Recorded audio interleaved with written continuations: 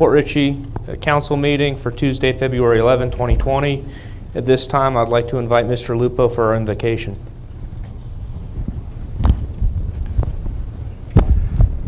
Almighty Creator, please look down upon this gathering and provide your servants with the wisdom to do what is right and just, and to know that each one of us must strive to overcome our faults, as none of us are perfect. Please, Lord, protect this great country and all those who serve her. We ask these things in thy name. Amen. I pledge allegiance to the flag of the United States of America and to the republic for which it stands, one nation, under God, indivisible, with liberty and justice for all. Thank you. Let's take roll call, please. Mayor Scott Tremblay. Here. Vice Mayor William Dittmer. Let the record show that Vice Mayor William Dittmer is not available for this meeting tonight. Councilwoman Jenny Sorrell. Here. Councilman Tom McClary. Here. Councilman Tom Kinsella. Here. City Attorney James Matthew. Here. City Manager Vincent Lupo. Here. Thank you. At this time, I was looking for a motion to approve council minutes from the January 28, 2020 meeting. Motion to approve council minutes. Second. All in favor? Aye. Aye. At this time, I didn't know if there's a sign-up list for comments from the general public, but I wanted to take a look at that so we can address the general public, please.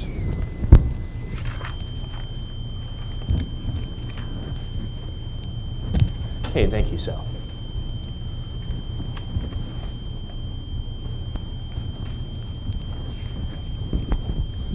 Who did you introduce me to? He didn't sign up, but I wanted to get him up here first so we can talk. He's on the agenda here, but you can bring it right up if you want to. We'll have Port Authority boards. We'll do that now. Okay. We'll let him get out of here. Roth? Okay. Tonight we have a guest from Port Authority, and I wanted to call him up so he can address the council, and then we're going to get him moving, and then we'll take comments from the general public. I wanted to invite Carl Roth up to the podium. Carl Roth, 8031 Island Drive, Port Richey. Mr. Mayor, fellow council, glad to be here this evening. Wanted to introduce the new Port Authority Board members and obtain your input on how we can be of greatest service to the council and the city. Under the charter, the Port Authority was established to have 3 folks with strong boating experience who could review the conditions and needs of the waterways. The primary focus would be on regulatory compliance, environmental compliance, and safe waterways.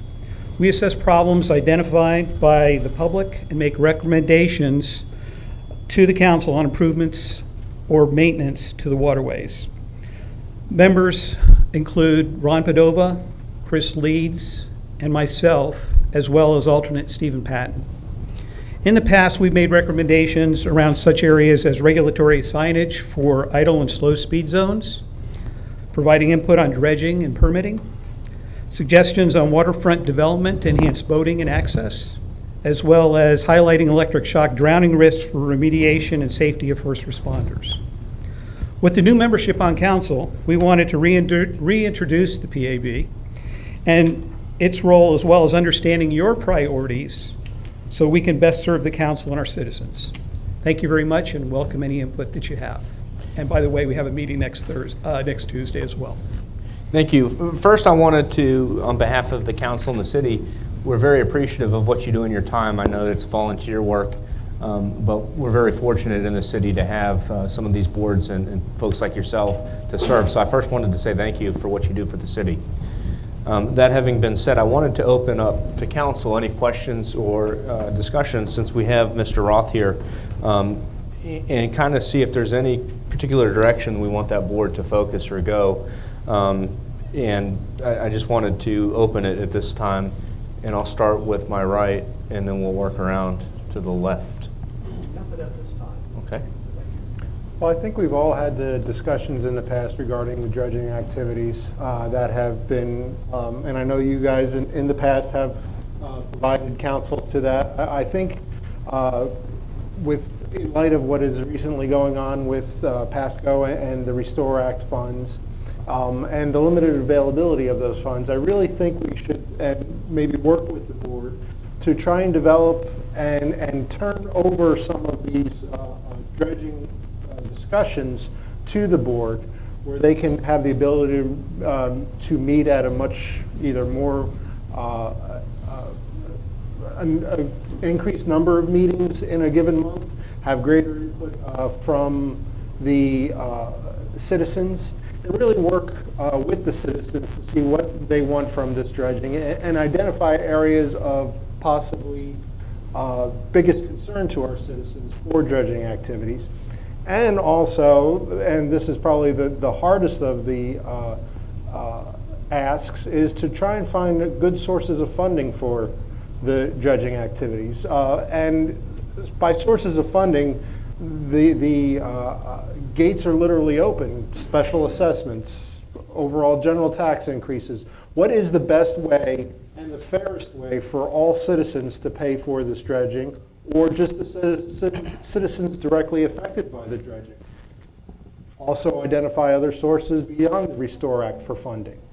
Just come up with ideas of what we can do for this dredging. And one of the answers that you may come to, and I'm not leading in any direction, is really dredging is not feasible from a governmental perspective. It's probably better off taken by individual citizens or groups of citizens, whatever the case is. But I'm kind of speaking that the board is, again, open. We have a limited amount of dredging that we are currently doing with the Restore Act funds, either one channel or possibly more if everything works out. But right now you have recent bid data that is available to you from our most recent bid that gives you the actual cost of dredging, which we've never really had before in this instance. What can we do with it? Where can we go with it? And what is open to us and to our citizens? And that would be my suggestion. I'll obviously welcome input from everybody else, but that's my opinion, and I think that's probably right now in this instance the best utilization of the board that is available to us. And I'll agree with you, Mr. McCleary. I went to the Restore Act committee meeting, which featured engineers talking about dredging for the Hudson area, which is north of us, as well as Gulf Harbors, which is south of us. So I went to that meeting because I was interested to see if there's any additional information that we may be able to use, since you have dredging going on potentially around us, or those projects that look like they may be starting up. And the issue, and the issue always is going to be with the city and the government being involved in dredging is funding. So I think that's going to be our biggest issue. That's going to be the biggest challenge if the city's involved in it. But what I was going to suggest is allowing the board to meet a couple times to talk about not only dredging but potential sources for funding, and then any additional information that they may be able to glean from the county, because the county has projects that are ongoing, and potentially get the public involved and have a workshop once they've had an opportunity to meet a couple times, which will give a little time for the county to further develop their plans as well. The upside to the county is they've opened some dialogue. They recognize that I was at the meeting, and they've opened some dialogue. They have 2 different grant writers that are new to the county, as well as a new engineer. So those will be resources that I'll want to at least explore to see, number one, if we can dredge, if it's feasible financially, and if so, then we would go from there. And the reason that I'm wanting to address the dredging now, not only is because of the county, but one of my biggest fears and concerns is governmental waste. And at this point, we have permits that are out there. We have an MMA disposal site. We have basically the nuts and bolts are kind of there, the framework's there. And then the only issue at this time is Mr. McCleary said, is whether or not we can afford a global bid to do some dredging. So that's what I would like to see happen. And with that, I was going to pass it on. Well, I've always believed that it should have been the Port Authority that investigates the dredging anyway. You guys are the ones that work with the water. You know what's supposed to be done. I think this is a good opportunity to collect some information while there seems to be some activity in maybe Hudson and Newport Richey. So it'll be interesting to see what you come up with. So I'm glad to see you're doing that. Okay. One more item, if I could just Of course. jump in, because I love to talk. In part of your conversations among the board, should you choose to accept this mission, think about schedule purposes too, because I personally, my background, I hate open-ended missions, but say, as you're going through yourselves, I think this will take us 6 months to get citizen input or trying to put together a self-imposed schedule, if nothing else, that you want to hold yourself to so we can bring this topic to a conclusion as rapidly as possible. Obviously, I don't think you're going to have anything that is available to us for the October expiration of the current permits. So we'll likely be going to new permitting in some fashion, or be applying for new permitting in some fashion if we're going to go in that direction. But try and think of a schedule that we can tell the citizens and everyone can kind of work to either bring this to a conclusion, either direction, that we can all kind of live by. So that's just another ask among my other long list of asks. Well, if I may, are there any timeframes that the city is looking for? So, for example, are you looking for some information by next year's budget? Are you looking for something by year end? Are there any things specifically from that time frame that you can say? Because usually everything that we brought. Within the budget process. Yeah, we start our budget process in August, September timeframe. We actually started much earlier than that. We really begin internal processing in May, and then we move forward to presentation to council in August. So, and as you and I have already met, we'll continue to meet and we'll work out a timetable to assist you. That'd be great. Okay. I have a question, Sure. real quick. Going forward, has the committee determined, are you going to have a regular scheduled meeting? Well, what we had done is certainly last year was a little chaotic, and we lost a member, so we didn't really hold meetings with just two. We got new membership by the end of the year, and then we were looking to get on the agenda with holidays, so on and so forth. So we had our first meeting last month. So one of the key outputs was from the meeting was asking council, well, what do you guys want? So hence my coming here tonight. So we had certainly our own objectives based on what the public has told us on various areas. So, but we would just want to get clarification if something around, say, dredging, which was one of the topics that we had come up, if it's not as important to the council, or there are other things going, as the mayor mentioned with the county, that we best not get in the way of that type of thing either, because we want to work in harmony on it. We just wanted to understand through this session. So our plans are to meet monthly to do those types of ongoing things and see how we progress. And at some point in time, based on our status, if we think it's meaningful or we need some more direction, we would look to come back to council and say, this is what we know, this is what we don't know, what do you think, where do you think we should go from here? So looks like that is every third Tuesday that y'all are going to be? That's generally the standing time frame that we've had. Okay. Thank you very much. All right, thank you, appreciate it. At this time, I wanted to open it up to comments from the general public. There's some people signed up, and then we'll open it to anyone who failed to make the list. I wanted to start with Pastor Lord. Leonard Lord, I pastored 8114 Leo Kidd Avenue. A few things to bring up. First of all, I think most of you know they're doing taxes over at the church this year. We made that available, and so Thursday, Fridays, and Saturdays, early morning or late morning, early afternoon. So if you know anybody that needs help with the taxes, please send them over during this time. The next thing is we do have the 40 days of prayer coming up, and so we will be seeking God in different areas beginning Lent, which will be Ash Wednesday, which is the 26th of this month.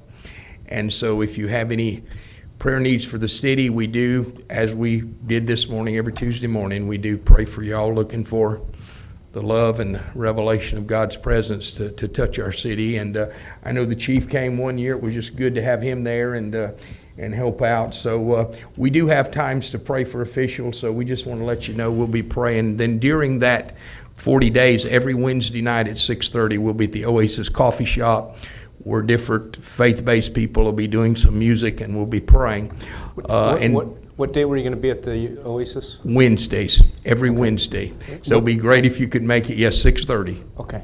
Right. So anytime you want to come, let me know. You can share what you want, share your needs, and we'll be glad to pray for you. Okay. And, excuse me, now next Wednesday, we'll be starting to kick it off, but we will be showing The Favorite.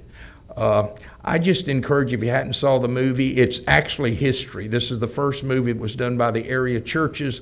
The producers couldn't believe how they did it. It did go national, got a lot of Canadian awards. But anyway, our friend Daniel Bernard, you'll see him in here. John Snyder plays his part. And we here in this region, we took the food to the cast, so we got to sit down with them. So it's really something in the Bay Area. You'll recognize some of it filmed out at the Rock Mines, where Jack Mariano's been. So that'll be over at the Oasis next Wednesday at 6:30 if you want to come see the free movie. It was held over 6 weeks here, I think. The other thing is the Easter egg hunt. So as soon as you want to give us any information, if I understand from Mr. Lupo, we can plan on doing like we've done the last few years. Okay, and that'll be, April 11th, the Saturday before Easter, and we want to invite the community out. Also, Troy Peterson now has some food, so if you know people having needs, I think he'll be sharing maybe some times you can do that. Particularly, I know he's worked with the fire department for some gifts and stuff around, so if we can help families, let us know. That's something that's just starting to work. Okay, and remember, there's one way, Jesus, and Lord bless you, and may we continue to serve you. Thank you for all you do, okay? Any way we can help there.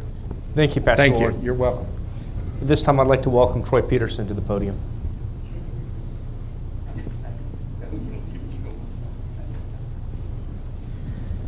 Pastor Troy Peterson, 6827 Sandra Drive, Port Richey, Florida.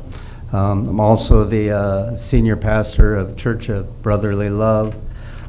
Yes, as Pastor Leonard was sharing, we have been blessed mightily with pallets of food weekly. In fact, I got a call Monday night from Somebody Cares in Tampa asking me if I wanted more food, and so I sent a team there this morning, and we came back with 6 pallets of food. Every week on Thursday, I receive 4 pallets of food, and we've been distributing that out at Light of the World right down the road on Leo Kidd there at the youth center. And we've been able to bless many other food ministries, like even Calvary Chapel. They're a fairly large congregation. They're coming and getting food. But the other thing I really wanted to address is Pastor Leonard has shared that it's my job as a pastor in this community to be praying for y'all.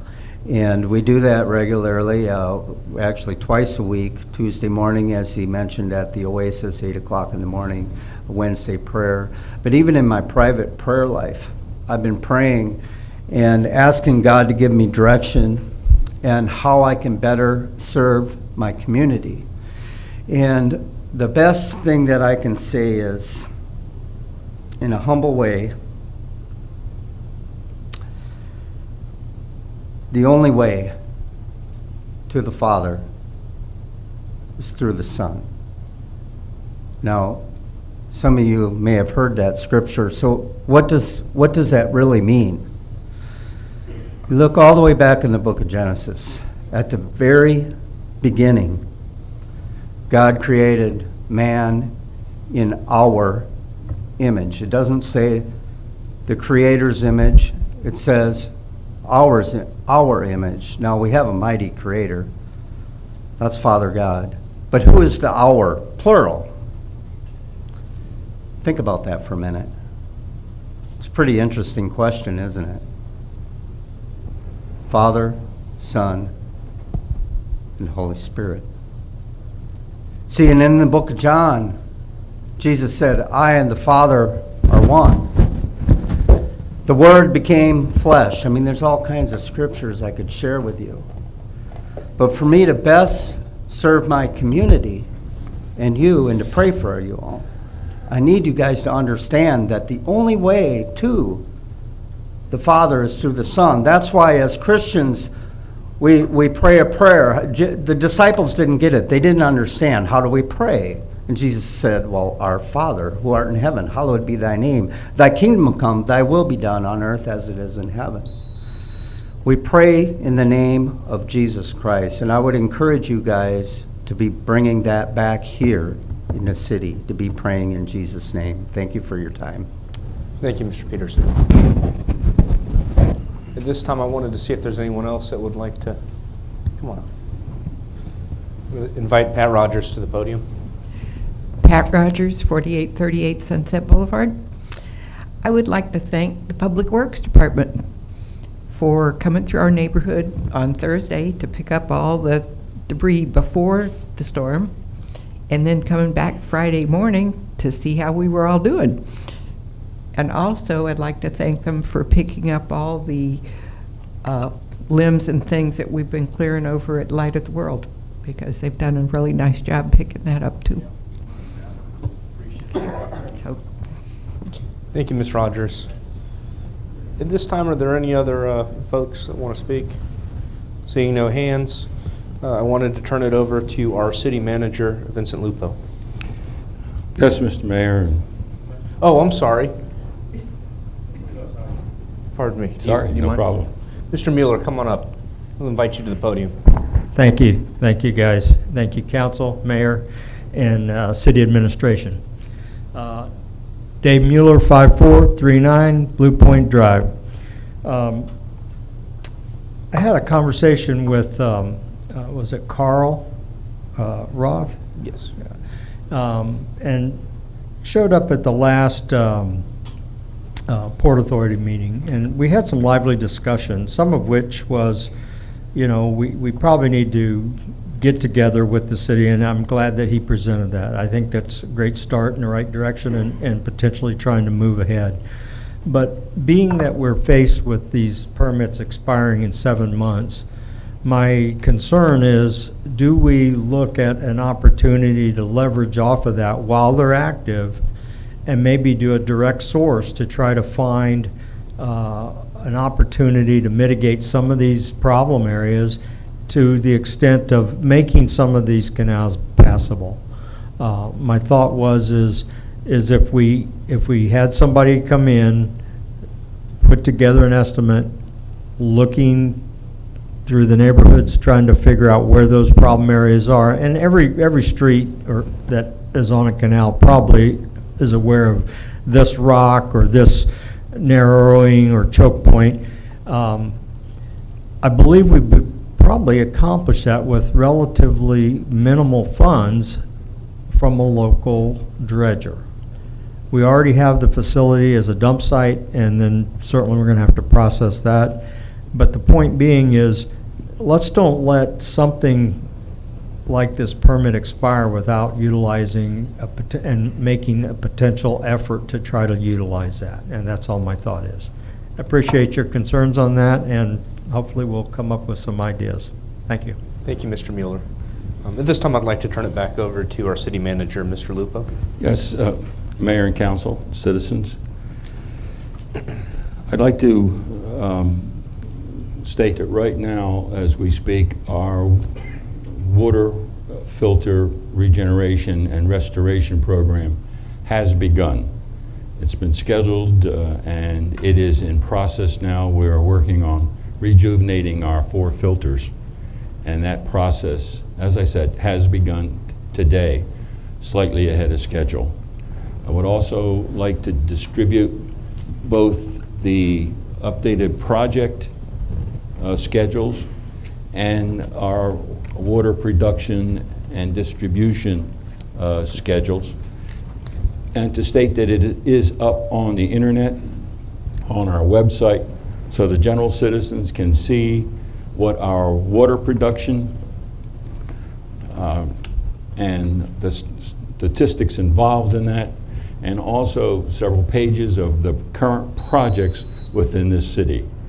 So it is on our website and it's up and running.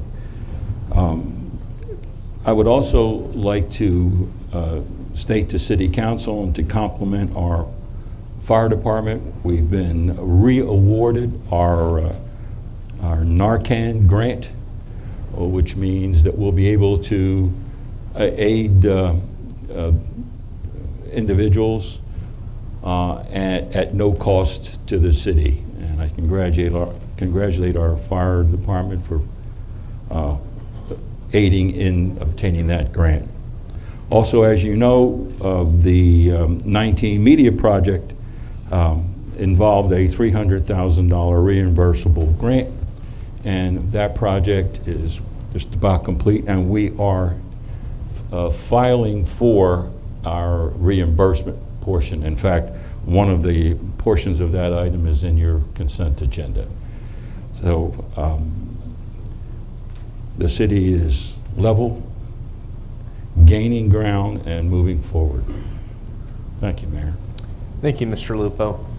At this time, I wanted to open comments up for City Council and myself. I wanted to kind of say a few words. There's some upcoming events that are going to happen within the city that I think are going to be good for the city. One of them, and one of the other things I do through Rotary is I sit on the board for the boat parade, which comes out of Hooters here in Port Richey, starts in the city and heads up to Sims Park, which is in New Port Richey. And I've been involved in that for probably over 10 years now. One of the things that I wanted to maybe ask at some point is normally most agencies are fairly visible. You see, I know New Port Richey is out, and I know that the Fish Wildlife Commission are out. They have the boats. The county's out. I wanted to know if we have the resources available to, number one, I think a lot of people just wanted to see the fireboat. I didn't know if the weather permits and you have the staffing, if that's something that we can have out. And I think it's important for public safety. You're going to have a lot of boats on the water, and there's going to be a lot going on. So I think to have it out and readily accessible would be fantastic if we can do that. And then I know that there's a boat and I know it needs to be replaced. It's at the very end of its life cycle. But if we can get it running, and I know that I think we have an officer tack duck that has a captain's license. So I think that having those resources available would be fantastic for that particular event. And I know that our waterfront overlay district is going to be busy starting at 11 that day throughout the day during the parade. So I just wanted to kind of put that out there. I'll have the dates. I think it's in second week of April on a Saturday. I think it's like the 12th. But I'll get the exact dates for the city and kind of coordinate with everybody if that's okay. The other thing I noted is I drive through the city quite a bit, and I saw the playground going up at Waterfront Park. And I was excited to see the city making progress with a playground that I think originated long before I was the mayor here. It looked like that equipment was donated at some point. But I see that our employees are doing a nice job putting that together. And it looks like it's near complete, so I wanted to thank you for that. And other than that, I think that's all I had for now. And I wanted to pass it to my left this time and work around the other way. I think we're moving forward very well here in the city, and it's a wonderful thing to see for as long as I've been on council. I did have someone say that they'd love to see the city parking lot lit up a little bit better at night because it's pretty dark out there. We can do that And if very maybe easily. we can feature the flags a little bit more. Sure, absolutely. That's been requested. But I'm glad to see the filters are moving forward. That's going to be a big boon for the city. I think it's going to make some improvements in our water quality. Absolutely. And the water protection is just great right now. And congratulations to the fire department for getting your Narcan grant. That'll save lives. Thank you, Mr. Earl. Mr. Mayor? Yes. I failed to mention during my segment that our Public Works Department has all of the necessary equipment ready to begin the modification of our traffic flow of Treadway and WOD in agreement with your council's recommendations. We will be penning a notification that we'll publish on our website, and we'll be placing up notifications in the area about the modification and the dates when it will begin, so we can modify that traffic pattern to its appropriate direction as directed by council in accordance with the report from our traffic analysis individuals. And one of the things I was going to ask about that is, when we change the traffic pattern because you're switching the one-ways, are we going to attempt to do that on like a Monday, Tuesday, or Wednesday when there's a lighter traffic pattern, so we can kind of ease the public into it? Yes, that's part of the notification process that we're going to do, both on our media and on the lighted bulletins that we're going to put out. It'll definitely begin after a weekend, for sure. Okay, perfect, thank you, I appreciate that. Yes, sir. On the same note with the notification, how about the local businesses that's going to be affected? Can we make sure? Yes, sir, they will be intimately involved in that operation, because part of it will involve some of the striping for pedestrian walking. Thank you, I wanted to move on to Mr. McCleary. I have nothing. Okay. And I'm just going to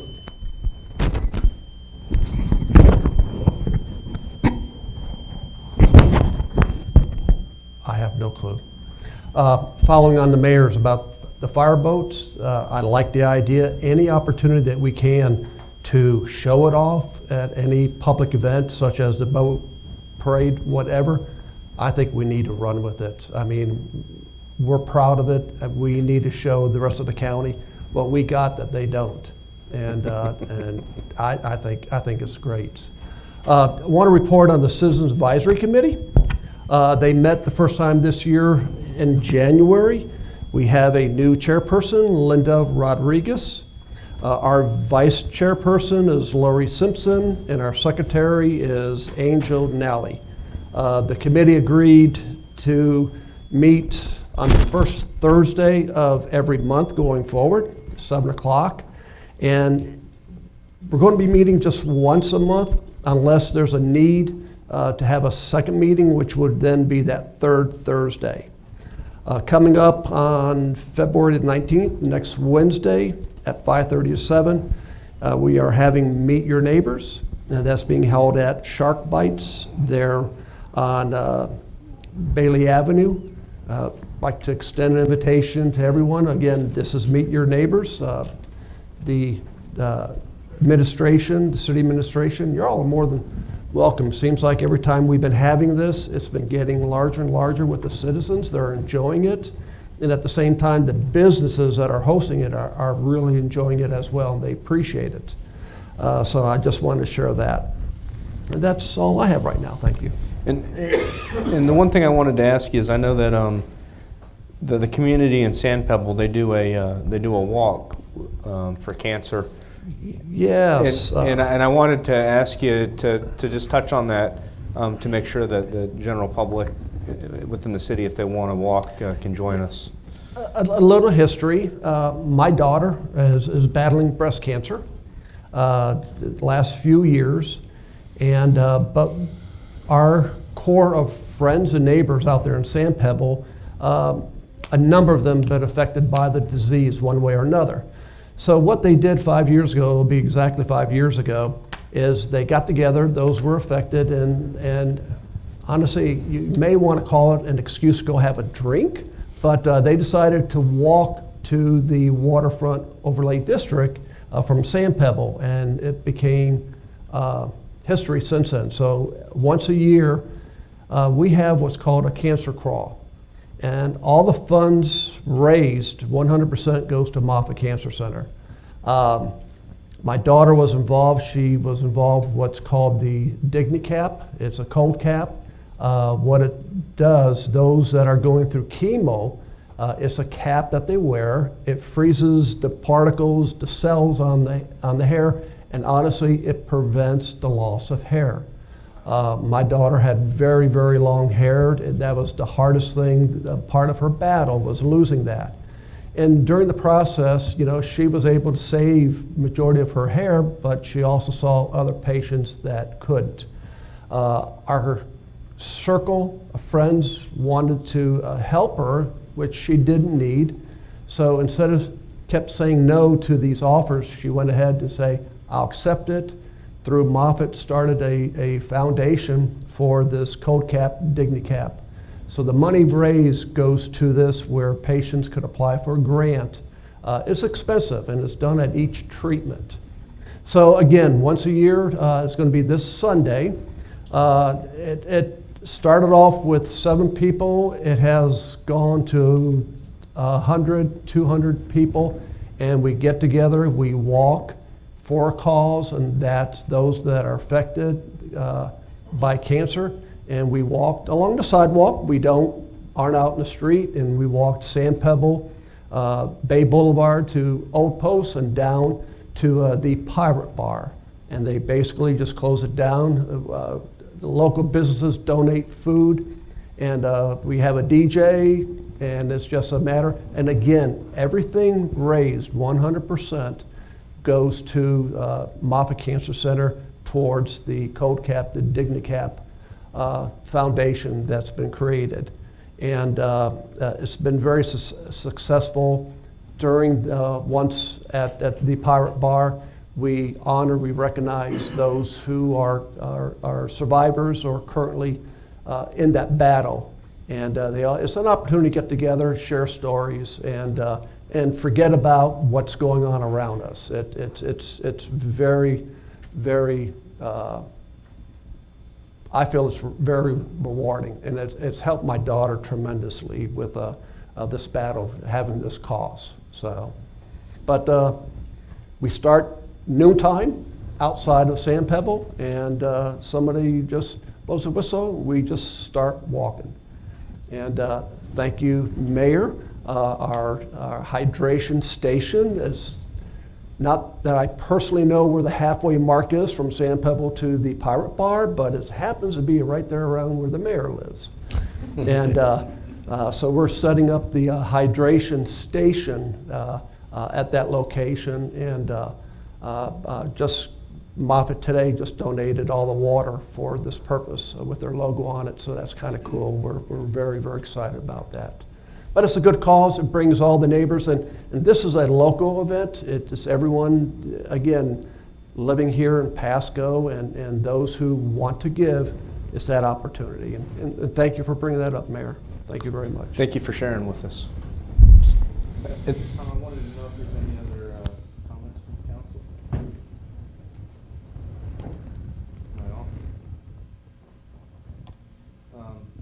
Hearing none, I wanted to move on to the consent agenda. So we're going to look for a motion to approve the consent agenda for February 11, 2020 council meeting. Motion to approve consent agenda. Second. All in favor? Aye. Aye.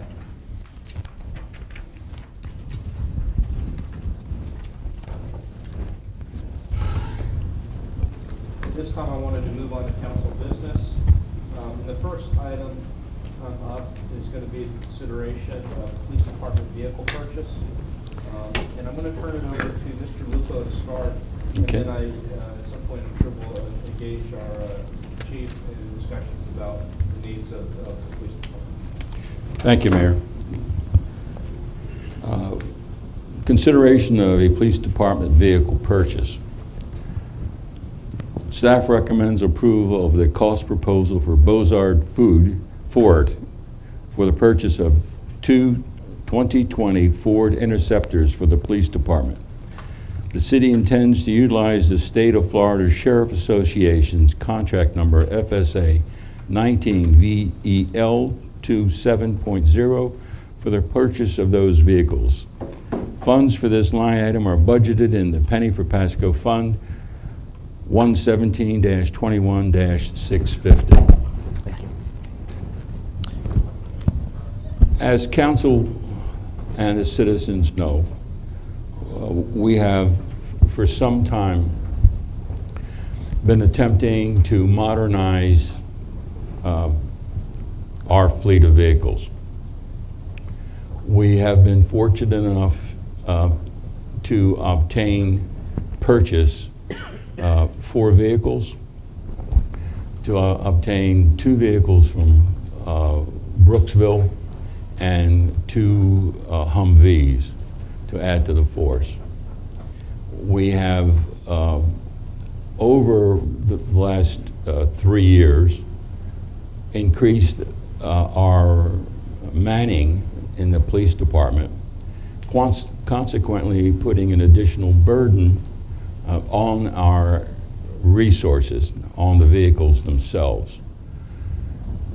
We have been fortunate in that part of the agreement for the CAT operation involved the transportation of individuals to the jail facility by the sheriff's department, negating the utilization of both our vehicles, adding miles and time on the motors to and from the facility, plus the time and of the patrol officer during transportation. So that gave us a little bit of a respite.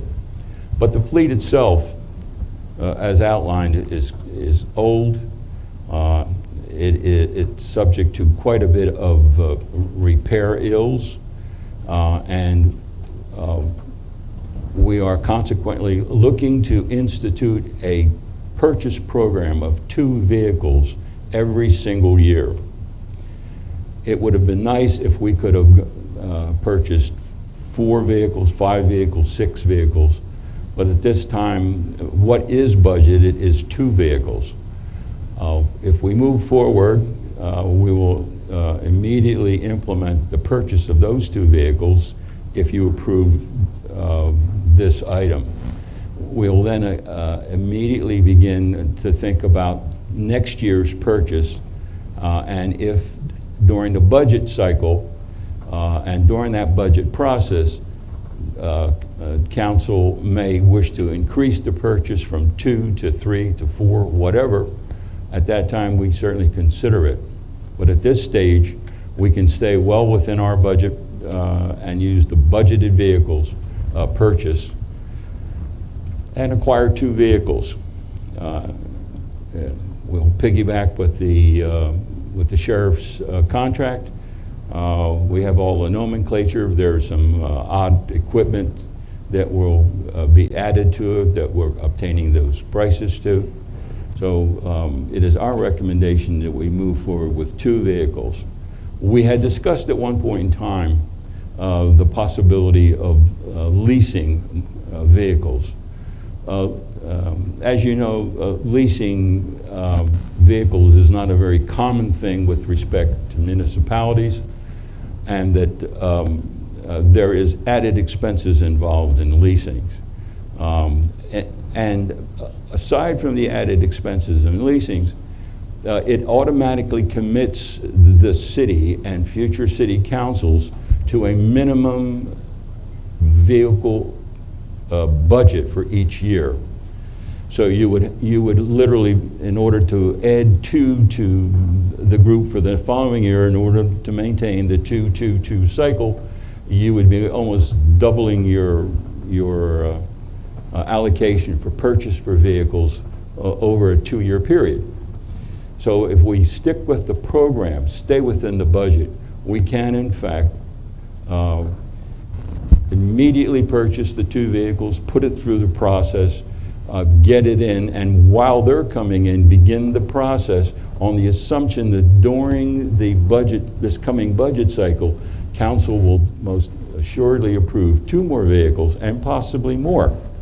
And at that point in time, if that occurs, we will already have done the back paperwork to move forward after the new budget cycle. It is not exactly what we would like to have, but it does keep us within the budget. It provides 2 vehicles, and it allows for a little creative utilization of the existing fleet as they exist. The council is well aware of the fact that many of these vehicles are well past their prime and should be retired, and that they are expensive to maintain. As we purchase these 2 vehicles, we'll pull vehicles off. Each time we purchase vehicles, we pull some off. Eventually, we'll get to a point where it's a very normal, routine item. Council and this community have supported the police department and the expansion of the police department. In the last cycles from 16 through 19, the budget expenditures for our police department have increased almost 24%. And that's across the board. That includes personnel, operating, and equipment. Every time we add a new individual to the force, necessarily, comes the added burden of equipment, sidearms, training, clothing, and of course, vehicles. But the chief has been working as hard as possible to best utilize the equipment that he has, and of course to lobby me and council to increase the number of vehicles. I see that occurring during our budget cycle when we can have other numbers on board and council can make further decisions. But at this point, it is our recommendation that you approve the current purchase of 2 vehicles so that we can move forward as quickly as possible. And we stand ready to answer any questions you may have. Okay. Thank you. And if I may, I wanted to open up with discussion, but I wanted to open the discussion, if I may. One of the things that I think the city probably is going to have to do is whether we purchase 2 vehicles a year for the next 3 years, or we lease 6 now for the next 3 years. I think it meets the needs of the city either way. My biggest issue is financially what's more feasible. In other words, is it going to be more cost effective? Because I personally don't have a problem with binding the city up for the next couple of years if it's more feasible economically, because I think it's going to have to be done anyways. So really the discussion in my mind is what's going to be more economically feasible, because I personally would like to see 6 new cars right up front. And one of the reasons I say that is right now, working in the criminal justice system actively doing defense work, one of the biggest complaints with the prosecutor's office is that our cars and our officers who make arrests don't have in-car cameras or body cams. So DUI investigations, drug investigations are generally not captured on tape, which the county generally has that capability. And that's one of my concerns for our police department. And I think as we purchase new cars, I think that we need to look to have that camera equipment, because I think we'll fall behind the times if we don't have that. That having been said, what I wanted to do is ask, and I know that we have the chief, we have someone from finance to kind of see which is the more economically feasible way to go, whether it's going to be buy 2 cars a year for 3 years or to get 6 up front. And I wanted to ask, probably start with Andrew, because I know you put some work in, what your opinion is on the way we should go. I don't have an opinion specific to the number of vehicles to purchase or lease. I can just present you with the financial implications of the decision that we make. Okay. So if you do decide to lease, there is an interest cost associated with that, depending on a number of factors, the term, the 3, 4, 5-year lease, the frequency of payments. So I'm prepared to present any information to you relating to what does that interest cost look like, depending on the route you will choose. And the other thing is, are there other factors? Because I know that when we look at the budget line item, one of the bigger line items that I see is maintenance in the police department for all these older cars. Just from your opinion, because I know that you're probably And I wanted to ask the chief his opinion too, to weigh in. What your guys' opinions are in terms of what's the best financial way to purchase these cars for the city, whether it's going to be through a lease and get as many as we can up front, or 2 a year for the next 3 years, which is still total 6 cars. And that's kind of, and when I'm talking about lease, I'm talking about a 3-year lease, because obviously we want to pay it out. If we get 6 now and we pay them out over 3 years, if it's the same as purchasing 2 a year, we're still, I think, comparing apples to apples at that point. So that's kind of my question to you.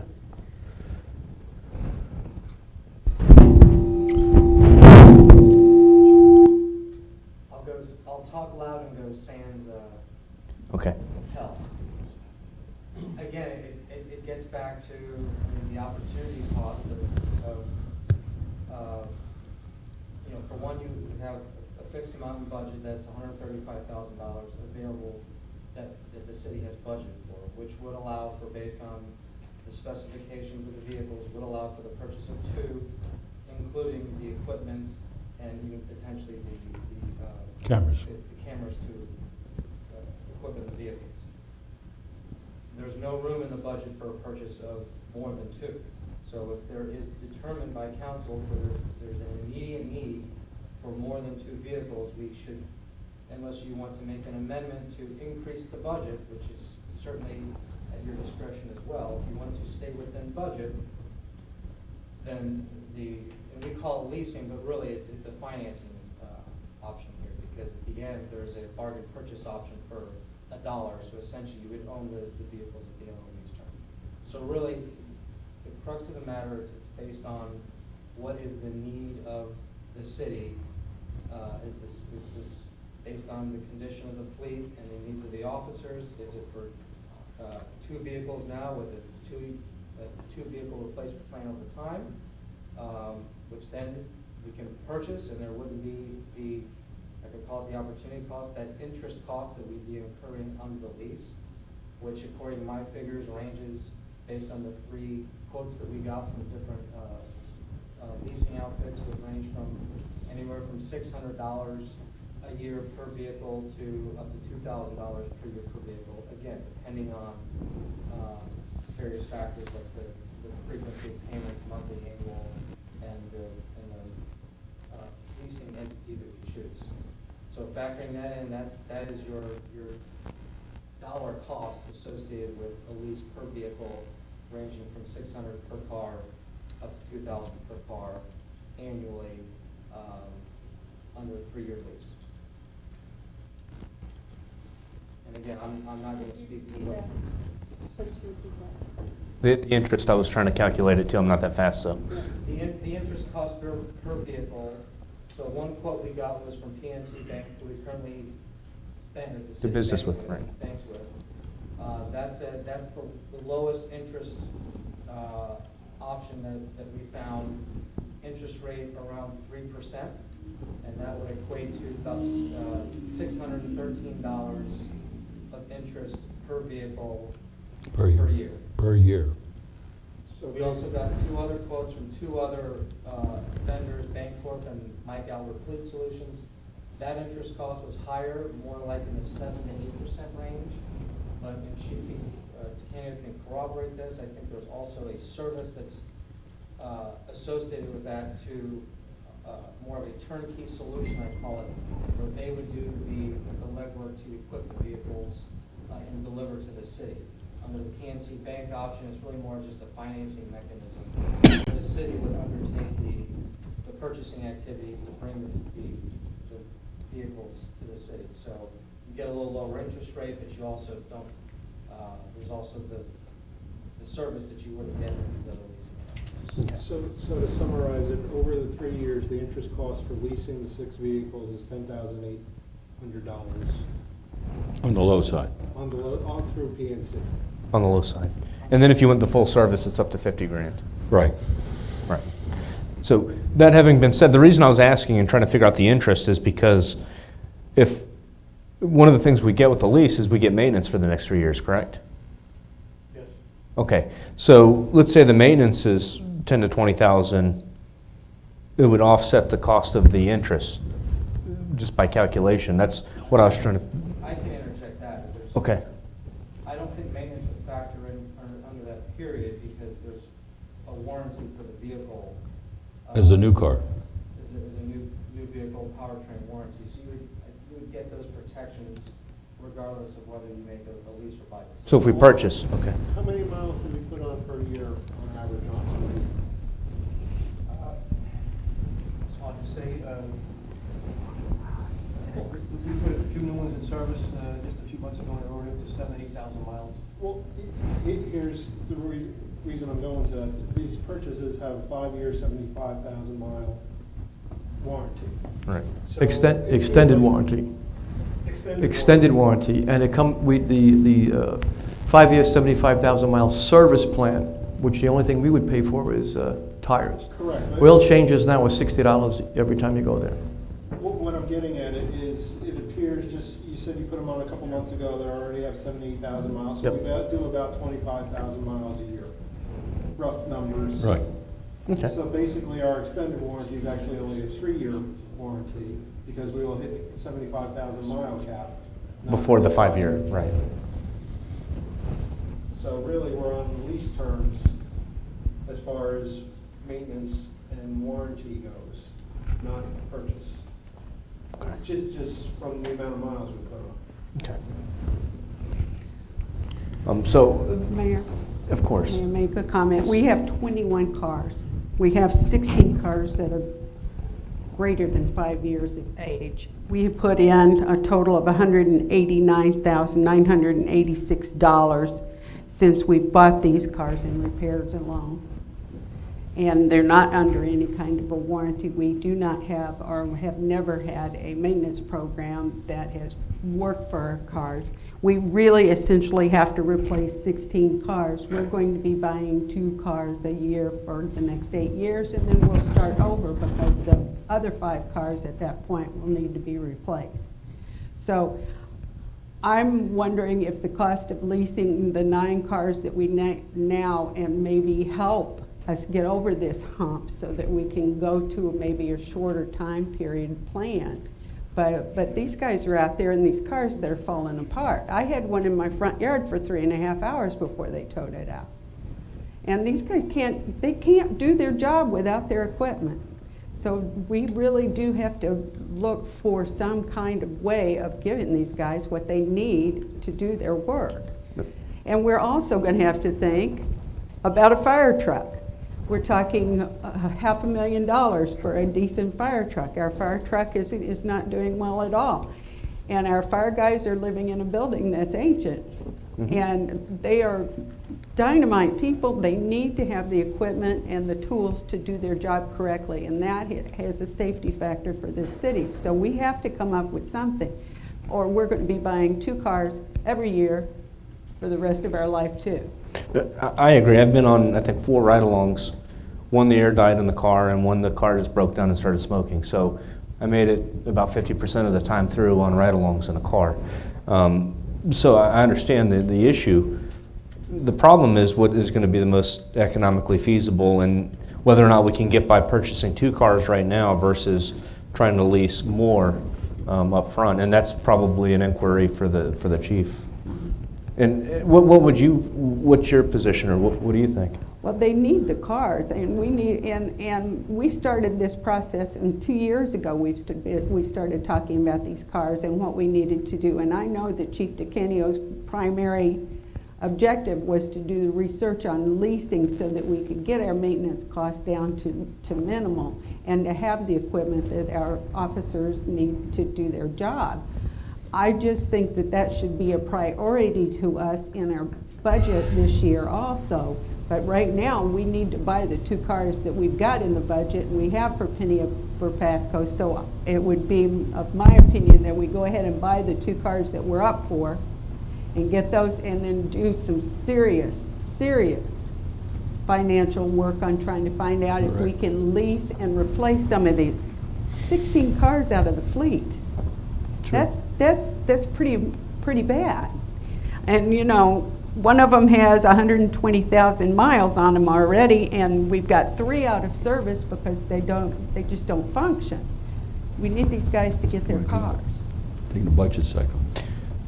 So it would be my opinion right now that we get the 2 cars that we're up for tonight, Yes. so that we can have them in 6 months. That puts us down to having 14 cars, and seriously look at the lease option and the interest rates and the way to finance Budget. this in a stronger way, because we really need to do that for our officers. And I agree with you 100%, they need the cameras. They need the cameras for their protection, and the citizens need their police officers to have it for their protection. I agree.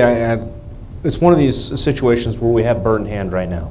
Go out and get 2 new Exactly. cars, fully load them out, and have them in service, as quick as possible, probably realistically in the next 6 months, okay? The only concern is if we do that, that puts the next budget cycle, the earliest we would be able to explore the lease option would be October 1st. when the new budget goes through. So, Well, we would have the financial information that we would need to make the wisest decision on the budget if we knew what we were dealing with in the future. If we could come up with some way to lease these cars with a maintenance program that we can work into our budget and know what figures we're talking about. The budget will start June, I believe, is when you guys really start before that, but we really need to have some cold hard facts on what we can do as far as leasing of cars and replacing this. That's a lot of cars. I agree with you, bird in hand. Do that now. I'm glad we're having this discussion, though, for the future, because I think that the bird in hand solves our immediate problems, but doesn't really sort out It the long-term only issues. solves 2 problems. Correct, but we have a lot more. 16 of them. I understand. 16 problems, But that's just my feelings. We have the penny for Pasco on the budget for this year for 2 cars. I think we should approve the 2 cars that are coming up, and I think that our goal for our staff right now should be to find us a better way to get our guys better equipment. Real quick, Chief, between now and October, how many of those cars do you think are going to make it? Well, we talk about purchasing 2 cars tonight. It's only going to replace 2 cars that are down. One of them needs an engine for $5,000, and the other one needs engine work. So they're already sidelined. How many of these cars are going to make it? Of the Dodges, I don't know. So when these cars go down, what becomes of that officer? Well, we have 4 spare cars. The issue is that these spare cars were the older cars that were put into the spare category, but now they're on patrol. So they did their patrol life, they went into spare cars, and now they're back on patrol 12 hours a day. So I don't know how much longer we're going to be able to push the spare cars around. I would also like to mention that 6 of the cars that we're talking about are Chargers. They cost us out of that $189,000 in repairs, the 6 Chargers alone cost us $101,364 in maintenance since we've had them. The Chargers were not a good choice for a police car. We figured that out now, but now those are the ones that need to be replaced almost immediately. But if we lease 6 and put ourselves out for the next 2 years, this year and the 2 after, that means we can knock all those Dodgers right out of service. Yeah, and the cost of the repairs would be taken care of by the lease program, so that's going to take care of the $64,000 that we spent last year on maintaining cars that are just continually out of service. Correct. So I'm saying use the money for the lease of the car instead of the maintenance of the car. In the next budget cycle. In the next budget cycle. I mean, right now, we need to take care of the 2 that we have right now, but I think that that in the next budget cycle, that has got to be a primary cost that needs to be taken care of. We're taking care of all the other little things in this city as far as infrastructure goes. I think that the police department and even our utility guys and our fire department, they deserve the equipment to do their jobs the best that they can. And it's because of years of neglect that we're in this boat. No, I understand. So we're going to pull ourselves out. We just need to focus on what we need to do. So we know the time frame. If we purchase 2 cars, in the next 6 months, we'll have them outfitted and in service. If we researched the issue with the 135,000 we have now to see if we could get 6 cars. Even if we were to lease them, how far out would that put them into service? Do we know?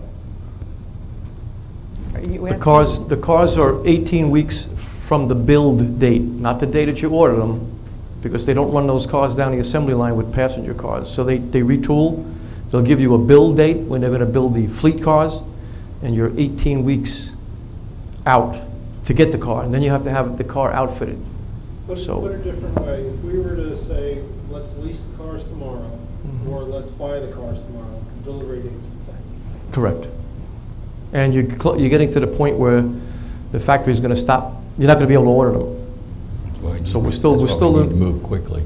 I have a ton of questions. I wanted to open, because I want to hear from everybody. I agree with the bird in hand idea, but I'm just concerned that we have all these expenses that if we can address them, the sooner the I better. don't know if we can address them until we start getting into budget, you know? And the only way we can do is seriously look at doing something about decreasing our maintenance costs. You know, something else that we need to consider too, these vehicles, I mean, with the high mileage, honestly could be a liability, not only for our officers, but also for our citizens.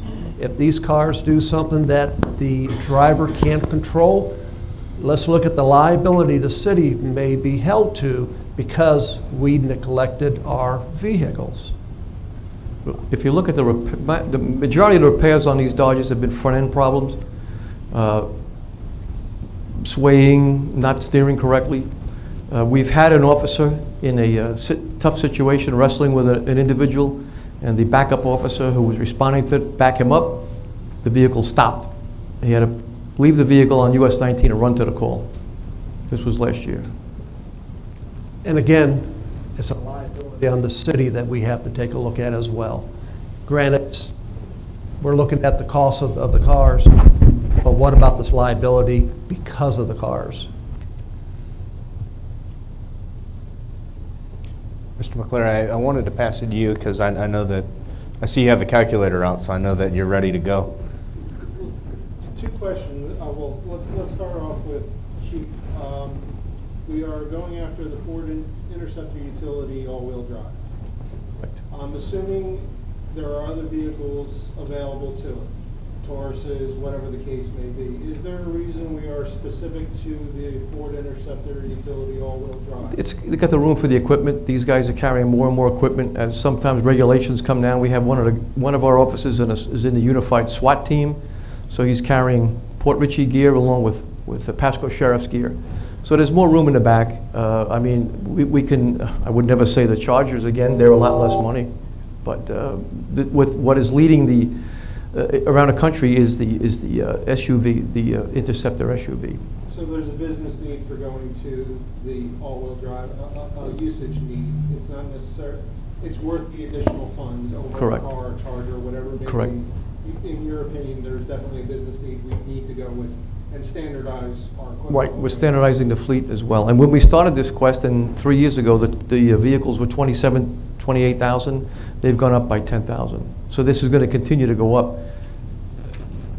In the agreement, there are 2 accepted suppliers. Bozarth Ford, which we got a quote from, and Gerber Ford, which has a price $200 less, but actually an additional $300 available on the credit for the non-hybrid version. Did we get a price from Gerber Ford on this? I thought we did. I know Bozard had quoted us when we were looking to do the lease. Well, the reason I'm asking is if it's $500 per car, there's another $1,000 right there, right off the bat, just for picking up the phone. Bozart, I believe, is on the list, They're the an sheriff's. they're an approved alternate, Yes. but if you look at the cost sheets provided for standard, Gerber Ford is actually cheaper, the $500 that I found off the bat.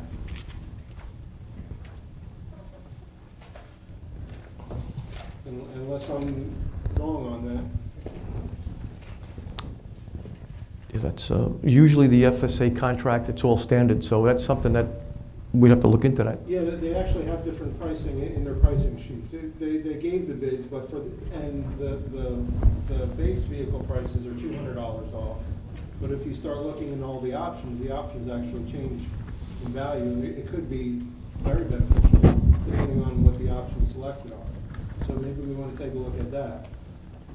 Going back to the lease versus purchase option, I was doing some quick math here, and you said PNC Bank on their base financing, which is basically, they don't do any work, they just finance the $38,000 over 36 months with the dollar turn. So just kind of going over the numbers here, if I do 38,000, 225. Can I Plus- stop you there real quick? Sure. Their quote was based on $59,125 because it included all the equipment and accessories. Okay, we're getting to my other question, so I'm glad you actually mentioned that part. What was the per car difference for fitting out once we received this base model? And I think you kind of indicated it was $12,000. Am I right on that? You said 59,000, so 21,000. From the base So it's 21,000 per vehicle to fit it out. Once we take possession of this $38,000 car, we dump in another 21,000 to make it serviceable. It could be that, yes. I did some figures and it's $11,700 for the lighting and the equipment in the vehicle, $5,200 for the camera, and $33,000 for the radio. So you're adding about $20,000 more on top of it. Your lighting, does that include all the striping and all the decals? and That's all the other stuff? correct, Okay. yep. So it's a $60,000 vehicle over Yes. 36 months, roughly $1,600 a month, plus the $50 a month in lease costs overall. So 16 per month, right? Per vehicle, for lease. PNC, well, let's see, their quote for if we did monthly, because I got a quote from them monthly, quarterly, or just one annual payment. That was, Well, if it's annual, give us the annual. $1,716.82 per car on a monthly. All right, that was 20 cents off. So that's basically $20,600 per year per vehicle in lease costs. Yeah. So we could lease Yes. the 6 vehicles for the same, for the $138,000 that we're purchasing the 2 vehicles, and still have some money left over.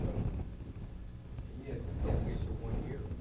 That's 1 year, so, but right now, we're talking about 2 vehicles per year for the next 3 years, at $130,000 per. So we're kind of committing ourselves right now to purchasing 6 vehicles over the next 3 years at $130,000. Or we can lease 6 vehicles right now for the $130,000 per year for the next 3 years. Same cost and If I may. Of course. The difference is that if we purchase these 2 vehicles, we've got them. During this coming budget, this council can decide to lease 6 vehicles and budget the funds for them. If you take and purchase the 6 vehicles now, come budget time, where are you going to go at that point? Because you've already committed for 2 more years of payments. So if you, I'm committing for 3 more years of payments if I lease 6 vehicles next year. that's what I'm trying to say. What I'm trying to say is if once you have the 2 vehicles to utilize now, and during the coming budget cycle, you can then determine to 4, you'll have better numbers for leasing, 4, 6, 8, 9 vehicles, whatever council decides. But why couldn't we increase the budget next year and lease more vehicles next year? Either way, we're increasing the budget. No, that's the decision that you will make at budget time. Right now, Either way, we're making the decision next year that, of whether to do that or not, but at least this year we'll have 3 vehicles. 2. Or 6 vehicles. Oh, if you lease, If we lease. we'd need 16. This is a record. 6 is a lot closer to 16. Well, I than agree 2. with you, but this is just something that's going to happen again in 2 to 3 years. We're going Can to I be just doing say- this every couple of years, and the costs are going to continually Right. go up. Six would get rid of the Dodges, and the 6 new ones would have the maintenance package, so you'd have no more maintenance on that. So where we're losing our money is the Dodges. So by- The other 10 cars would be maintenance. With those other kind would be maintenance, yes. So if we purchase or lease, I'm getting myself confused, so lease the 6 vehicles this year, we get rid of the Dodges, we save a majority of our maintenance costs, at least what has been, and our maintenance costs last year were $90,000? No, our maintenance cars, for the cars was $189,000 for the life of the cars. What was our maintenance last? 64.4. 64,000. So we would then theoretically generate another, call it 40,000 in maintenance savings We've next al- year. We've already got 4 on the maintenance plan.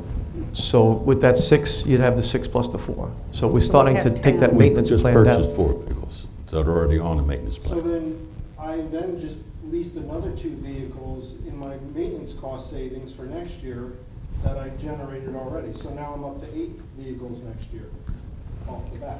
That's one way of doing it. At least we'd be making progress. Because we've got 16 cars. 16 cars is a lot of money. But if we're paying this much in maintenance, I would rather commit the city for the next 3 years and just get the cars up front. So we. But if we lease 6 vehicles tomorrow, we're getting 6 vehicles in the same time frame that it would take to get 2 vehicles. Right. So that's what I was exploring. That's what I'm trying to do. Yeah, so, I mean, that's pulling the trigger today, literally. But the question is, how long is it going to take to get that lease option set up? Because if it takes the city a few months to do that, it puts us further behind. So that's one of the considerations. We have quotes from 2 different lease companies already. I mean, we got 3 Well, quotes three already quotes. on lease options. The purchase of the vehicle is the same. The manufacturer, well, we have to kind of straighten out this Bozard versus Gerber or Duval or whoever it is issue. But the company itself doesn't care who pays the bill. Either the lease company pays them or Port Ritchie pays them. They don't care where they get the money from. We have the 3 quotes for the lease agreement. It's straightening out where are we getting the vehicles from, Bozard or Gerber, and then who's paying the bill, what lease company. Let me ask a procedural question, if I may.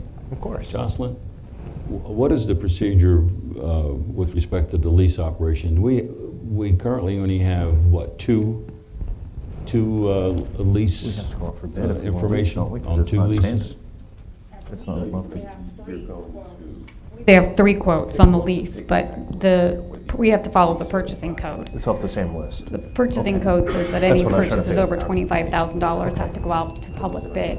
So that's something we have to explore Well, procedurally. This is under a financing option, though, so I'd actually defer to you, Jim. We're not buying them, we're getting their services, much like our finance officer. No offense. I'm not sure I actually understand the question. You're talking about, I think, you keep saying PNC, they're going to finance it, right? They're going to finance the purchase, right? So that's not a lease, really, right? You keep saying PNC leasing, when all they're doing is financing Yeah, the they're purchase. financing over 3 years. That's right, that's right. So that's a purchase, not a lease. Okay.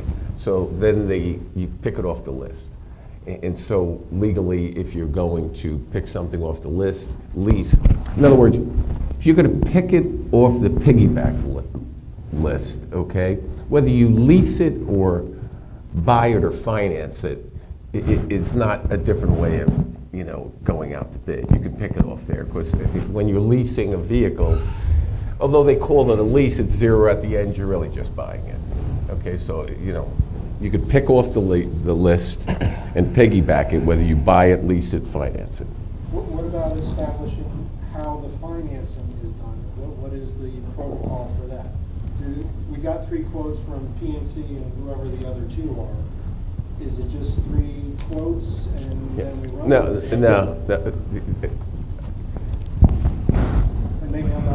So let's say you want to buy X, okay, a widget for $100,000, okay, and you go out to bid, or you piggyback it, it's $100,000. Where you get the money from is a different issue. You want to go to a bank and borrow it, that doesn't go out to bid. Not unless it was large amounts of money, you're not going to go out to bid on $300 in interest. Or I don't think we're going out to bid different. In other words, we're not going to go out to bid for the difference in 3.2% leasing to 3.6. Do you understand what I'm saying? But From a compliance standpoint, what we've done so far is all. that's correct, yeah. Yeah. For Well, we had purchasing. discussed this before. For purchasing, not for leasing. Well, we're not leasing, we're financing. That's right. But really, we have three different options. We can buy the 2 outright. We can finance potentially 6 over the next few years. Or we could lease, which is more on the interest, but also comes fully equipped. Is that what we're looking at? So I thought we were just talking financing now.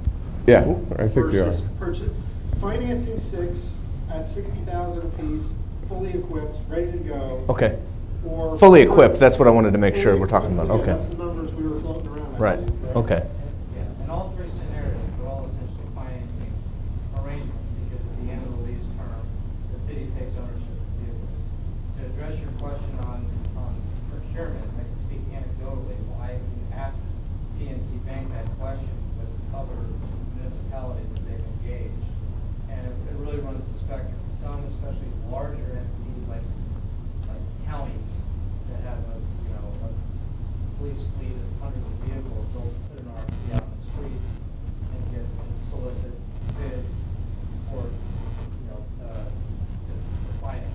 Others, more informally, might get 3 quotes because at the end of the day, what you're evaluating. It's small amounts of money. The interest term on the lease, so what's the most advantageous to the city is not only paying the least amount of interest, but maybe other considerations. PNC is financing only the other 2 we got quotes from.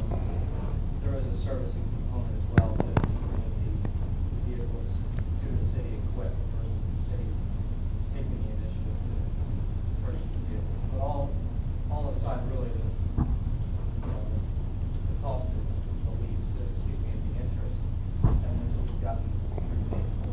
So it's really up to the. Yeah. Just to add to that, that's correct. See, the bidding requirement for us kicks in at $25,000. Our interest isn't there, so we're below $10,000. You wanted to get a couple of quotes. He's called around, but if that answers the more technical question. No, we're compliant. We discussed this at length before today. So if we want if we want cars, we have really 2 options today. We can approve the 2 that we have and set them in motion, or we could decline the 2, keep the money there, and ask that they bring it back in 2 weeks, a month, or however long it takes to explore the either lease to own option or finance option for 6. And that's kind of where we're at, I think, right now. Well, and I, to be honest, and I don't want to speak for them, but they're not that far from, I mean, they already have the quotes on the finance options. We already have the pricing for the vehicles, more or less. What are we missing that would take beyond 2 weeks to evaluate that we can't do right now?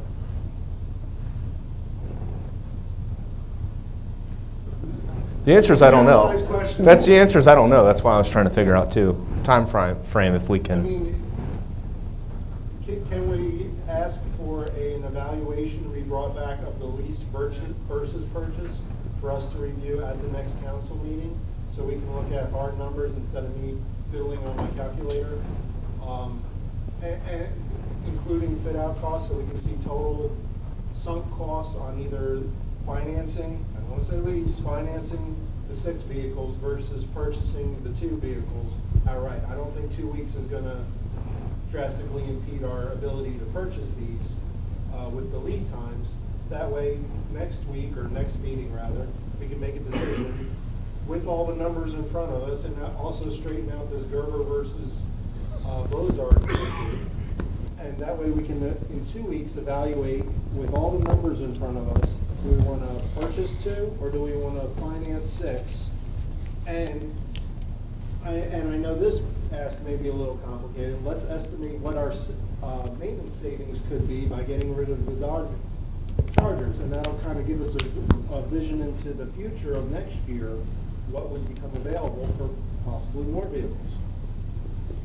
Yeah, but you have to understand, next year and the year after, we're going to be tethered to this whatever, But you've already, because you'll have 130, let's say, for 6 vehicles, but that'll be over the next 3 years. So our 130 next year and 130 the year after will be tied up as well. but I'm giving you the same 8 vehicles over the next 4 years, no matter how you do it. You either do 2-year purchasing them for 4 years.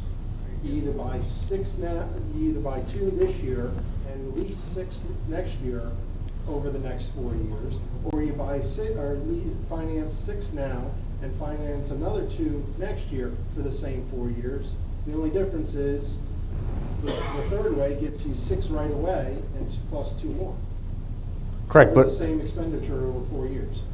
correct, but if you finance 6 this year and then another 2 next year, that would put your budget up over 130 for the next 2 years after that. It's gonna do it regardless if you purchase 2 and then you finance 6. I'd prefer to try and do the 6 up front, but I'm just. But I think that for that $130,000 pool, that's going to take that pool up and eat it for this year and then the next 2 budget years. So you're going to have to go up in your budget if you want more. Maintenance savings. If you buy Sure. 2 this year, you're still gonna have the same maintenance costs next year. So you're gonna Sure. have $60,000 in maintenance costs next year that's unavailable to you. So then you can take the 130 and not save your 60 until year 3. And use the maintenance savings for another car is what you're trying to do. That's what my thinking is. But I think the maintenance is going to offset by interest, so I don't know if you'll come out that far ahead. It's 60,000 a year, we're only talking 10,000, We- 1,800 a year in. We just looked at the PNC. There's a reason I went to law school, by the way. Oh, So- boy. It's not gonna- Anyway, never You're mind. driving me nuts. To lease the 6 is 75,000, not over 100. It's 75,298 to lease, finance lease 6. If it was a 5-year. If it was a 5-year lease, it's 75,000. 75 a year, right. Because I'm trying to get an apples to apples as far as Right. our dedication of funds. Because I think 3-year lease is the only way we can do it with the 6 cars versus 2 times 3. So that's going to be the only way we can compare. Conversely, like they just said, if you go to a 5-year lease, but then you're leasing 2 years beyond their serviceable life, that's probably not a good idea. I wouldn't want to do that. I think we should kind of let everyone put together some scenarios of lease versus buy, so we have numbers in front of us. Thank you. And are able to, I mean, if we lose 2 weeks on the grand scheme of things, I don't think it's gonna be a huge impact. I agree. We're speculating on a lot right now. I'd rather get 6 cars if we can, so I'm on board with that. If not, then we'll just pull the trigger and vote on the 2 potentially. If Right. with all the numbers, it doesn't work out 2 weeks from now, then we buy the 2 and then you get 2 vehicles. But at least then we're making decisions that, you know, with all the numbers. Or we can get Chief a bicycle. It's all right. Electric, they're only $5,000, we save $1,000. A quick question. Okay. You said that they have to set the factory up to tool for police cars, so I assume that they do this at a certain time every year? And would the 2 right. weeks that we're going to wait on this impact that? I don't know that, I'll call. Because that means we'll lose until next year, right? It's possible, but I can give the dealerships a call tomorrow.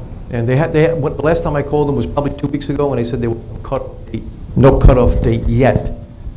Okay. Yet. They wait till they get the orders in and then they retool. They don't just run for Port Richey. No. They run for everyone. Oh, Right, I right. understand that. And I'm thinking nationwide, they're going to run for everybody a certain period of time.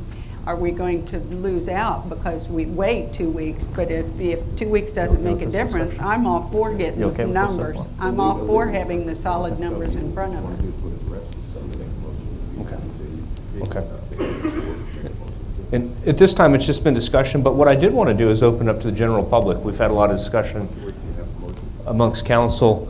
I'm going to see if there's any motions first. If it dies without a motion, then I'll go back to general public. What I was going to ask the council to do was different from, I think, Mr. Lupo's recommendation. I was going to see if we can have a motion to get the comparison and see if we can have it represented at the next meeting, and then we'll motion to close it in that fashion for tonight. I was going to motion to table pending further information. For 2 weeks from now. 2 weeks before Okay. the next meeting. Is that the motion? Technically, continue, table would be To continue.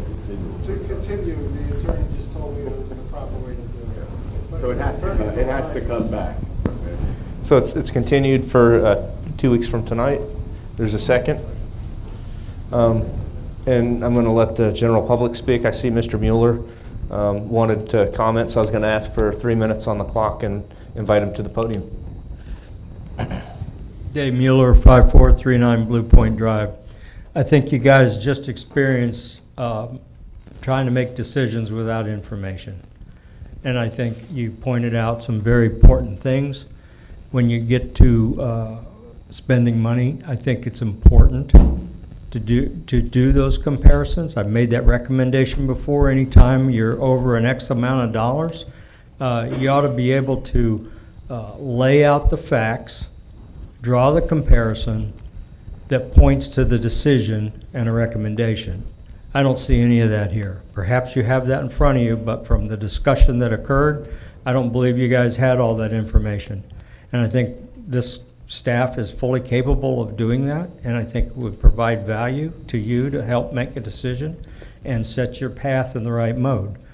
I think it was pointed out that leasing, financing, direct purchase, all cash, the end game is you're trying to accomplish the use of that asset over a particular period of time. That needs to be laid out in that financial model, in that comparison. And I think you have the capability of doing it. And you ought to recommend that on all future decisions involving financial choice. Thank you. Thank you, Mr. Mueller. Any other comments from Mrs. Rogers? I invite you to the podium. Pat Rogers, 4838 Sunset Boulevard. I mean, right now you're talking about 6 vehicles. We have a total fleet with a life expectancy that's dwindling. So this is going to be a rolling issue forever.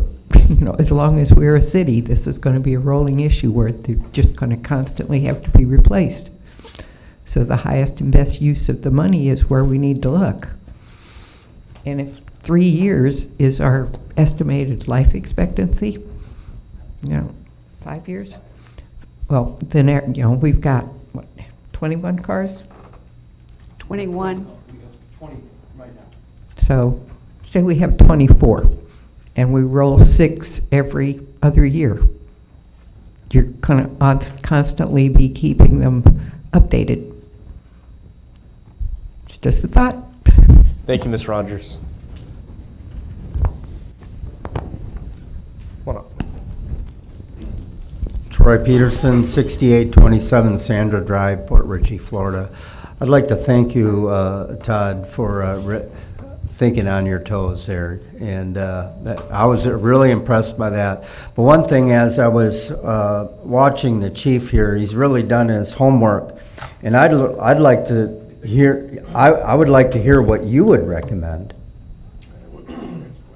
And we can't do that. You can only address the council. Oh, and then, okay, and then I'm we sorry. address the staff members. So that's just the way we structure it. Ah, my bad, I'm But sorry. if you have questions, you can call, independent of a meeting, and it's up to them whether or not they're able to field those questions for the public. I apologize. No, that's fine. No apologies. Because I'm excited because he's ready to go, and I believe he has an awesome recommendation. Thank you for your time. Thank you, Mr. Peterson. With that, I don't see anyone else that would speak. I don't see any hands. We had a motion and a second to bring this back in 2 weeks, and the motion's to bring it back in 2 weeks with a comparison, which would be, I guess, Finance versus purchase, outright, finance of 6 versus purchase of 2, and do it on a 4-year analysis, 3-year. okay. And so, and there was a second. At this time, we're going to put it to a vote. All in favor? Aye. Aye. Any opposed? All right, motion passes. We'll readdress in 2 weeks. The next item on council business is going to be the first reading of ordinance 2674, which is the FEMA flood ordinance. And I'm going to go to our city attorney as it says ordinance. This is the ordinance I stated at the last council meeting that I'd be bringing today. Before I read it by title only, just so everyone understands what this is, I think the last time we did this was 5 or 6 years ago. The city is amending its flood damage prevention chapter, and we do that periodically to comply with changing FEMA and federal regulations regarding flooding, and they change their maps, and this is pretty much the finer points of what the changing of those maps created. We have a community rating system. To make a long story short, the city tries and has actually a pretty good rating, and it keeps all of our citizens' insurance rates low. Okay, so this is necessary to comply. Now, the county, obviously, we didn't write this. The county helps us with this, and we have a CRS appointed person that helps us with it. So the first half of this ordinance is some specific changes which are necessary to keep our CRS rating low. There's nothing that Mr. Foss, is that correct? This is all mandatory to keep it low. We don't have a choice. We didn't put any extra things in there, or you did. The second half of this ordinance, and I just point this out, is making the Florida Building Code a bit more stringent. As you may or may not be aware, the city of Port Richey, as any city, has to follow the Florida Building Code, but we can make things more stringent, and we're doing that here. And the way you do that is you take a portion of the code and you put it into our code. When this was done the last time, it was in the ordinance, but for some reason it didn't appear on Unicode. So if you really looked at some of these numbers, you'll see that we're going into a reserve section, but it should have been there. And for some reason, after they did it, 2014, I think, it just never popped up on Unicode. I'll make sure after this gets filed with Unicode, it does pop up. So I'm going to really duck this.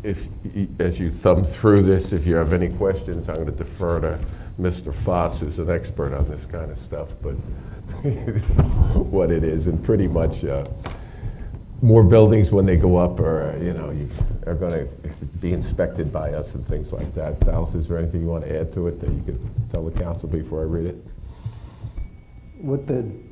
We got with Florida DEM, with the Fire Emergency Management, and they put all the updates into our code for us.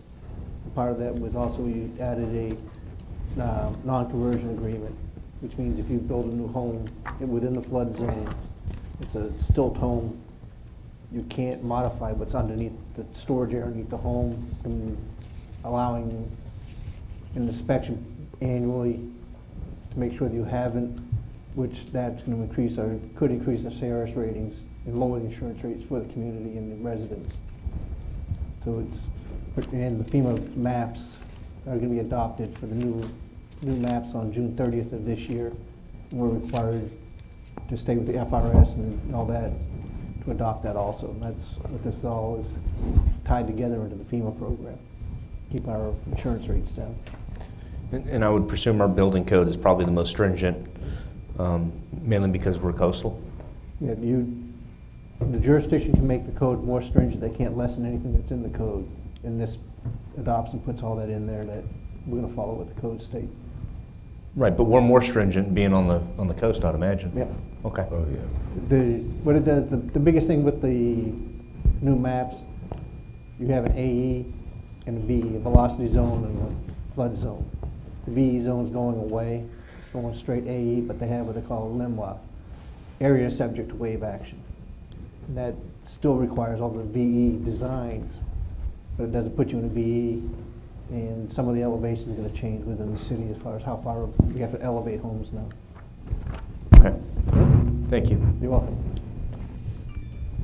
Is that it? Any questions? Unless anyone else wants to comment. Okay, I'll read it by title only, and then you can put it to a motion and have further discussion. This is ordinance number, it should be 20-674, an ordinance of the City Council of the City of Port Ritchie, State of Florida, amending the Port Ritchie's Land Development Code to amend Chapter 109, Flood Damage Prevention, amending the City of Port Ritchie's Code of Ordinances, Chapter 10, Buildings and Building Regulations, to adopt amendments to the Florida Building Code, and for other purposes, providing for applicability, severability, and an effective date. Looking for a motion. I'm going to open it to council for motion and/or discussion.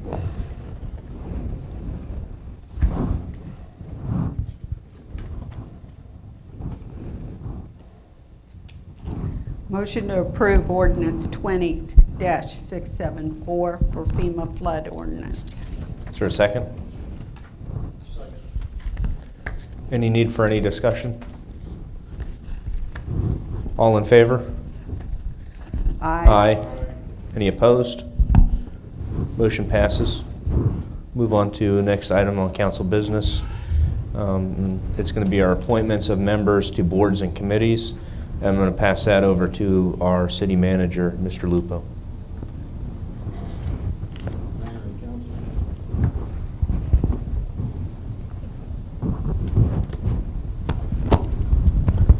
For City Council consideration is the appointment of a new member, Crystal Johnson, to the Citizens Advisory Committee. Action requested by staff is to, as council deems necessary. And I wanted to open for discussion and/or motion, but I know that I think the last time it was on, this was on 2 weeks ago? Yes, but it And was a different person. Different person. This is another person. And I'd like to comment on that if you don't mind. Of course. Okay. Our boards and committees, I think, are very, very important to us, and I sometimes question whether people volunteer to be on a board or committee that they haven't been to, or they haven't attended, or they don't even know what it's about. It would be a shame to take up that position on a board or committee and have that person find out that they just don't want to be involved in it.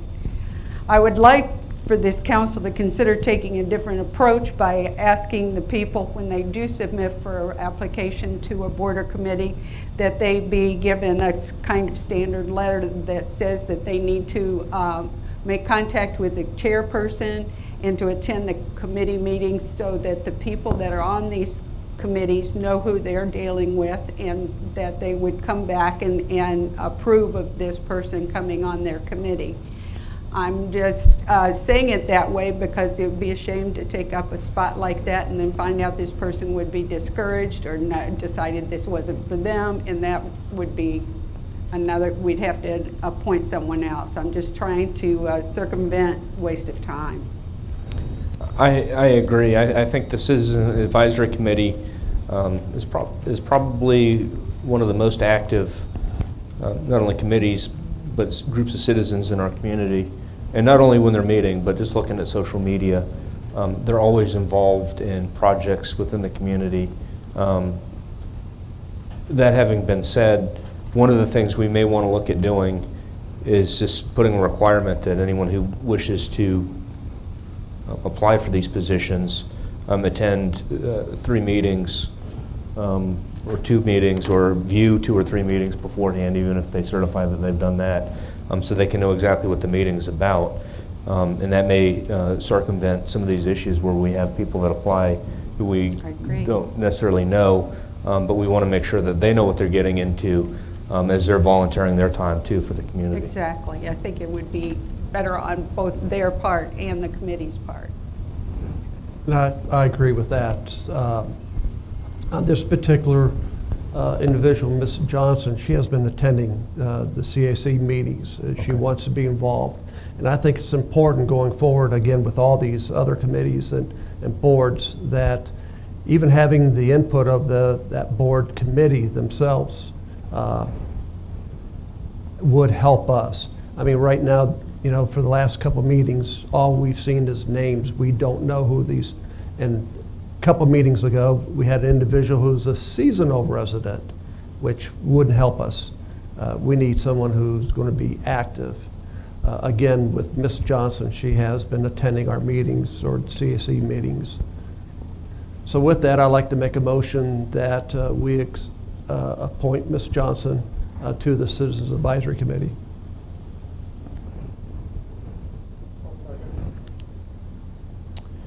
Before we vote, any other discussion amongst council and/or, I guess, the general public?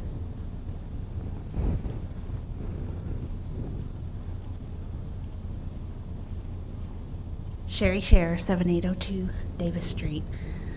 I'm also on the BOA. I attend the CAC meetings pretty regularly. Christy has been to several of them, is very interested, and her teenage daughters are also very interested. So I think this will foster new people getting involved, younger people getting involved, which I think we need. So I hope you do vote her in. Thank you for your input. At this time, if there's no further discussion, I'd like to put it to a vote. Oh, Actually, if I okay. So I was thinking about what we said about requirements to attend previous meetings or something of that line. Maybe instead we should have, as part of when the person is presented to us for consideration or review, maybe part of that presentation should include the board's recommendation or the committee's recommendation. That way, it puts the onus on them a little bit. Do they want them as part of their board? Do they see that as a feasible and beneficial add to their board? And kind of gets their opinion, because unless Tom spoke up, we really wouldn't have known the CAC's, and Sharon, too, sorry, we wouldn't have known the CAC's view of Ms. Johnson. So maybe we just want to consider that from now on. Instead of saying, well, you have to attend 3 meetings or 5 meetings, I mean, what's the right number? I don't think we can speak to that, but maybe the board or the committee's recommendation would be more beneficial. I'm okay with that. The only issue is you have some boards that probably don't meet a whole lot, so that would be the only. Well, they have to, well, and then maybe that's a good thing. Maybe they meet just to consider this person if they want them on their board. Force them to be more active. I don't have a problem with that, but I think what we should do is we should get through the vote first on this particular person. I agree with that. And then once we finish voting on this particular person, then in old business, which is coming next, we can probably open that discussion just to see if we can put it on for a future agenda. Is that okay? So we're going to say at this time there's a motion and a second. All in favor? Aye. Any opposed? Hearing none, that motion passes. Now we're going to go into old business, and the first item up for old business is I was going to ask to just if we can have a brief discussion on whether or not we want to make some standards or put some restrictions or qualifications, however you want to phrase it, on future applications or applicants for board members. And I wanted to open that up just briefly here in old business to see if we can. I just said my whole spiel. I'm not going to say it again. Okay. I'd like to add with that, a few meetings ago, we had someone that applied for one of the positions, and honestly, that CAC knew nothing about the individual. Sharing the name, really did not understand who the person was and what their purpose was going to be.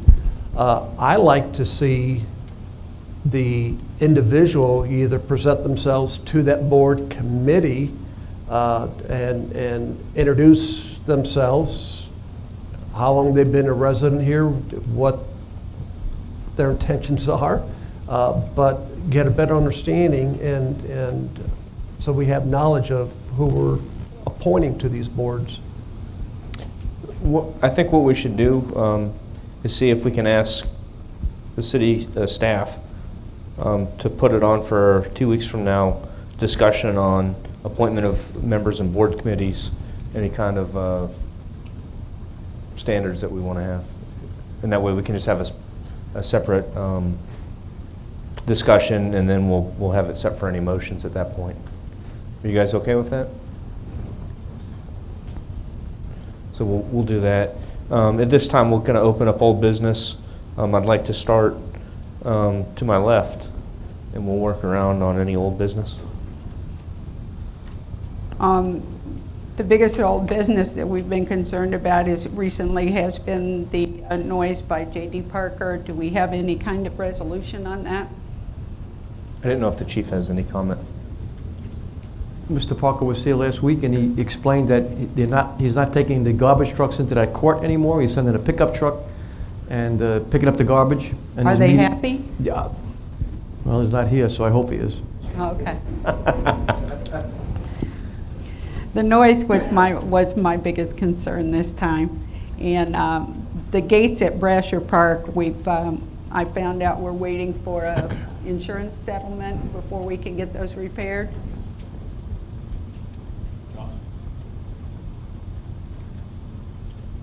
On Brasher Park? I'm sorry, could you repeat the question? The Brasher Park gates, when I asked you about them before, you said we were waiting for some kind of insurance settlement. We haven't resolved the issue. But when that happens, we'll have new gates up there that'll probably be a little bit harder to get around Or through? or through. Yes, ma'am. Okay.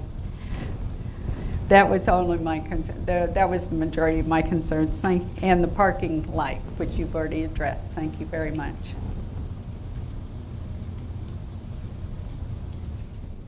Is that all you had for old business? That's all I had. Okay. I had a couple items, and I wanted to see if I could direct them at the chief.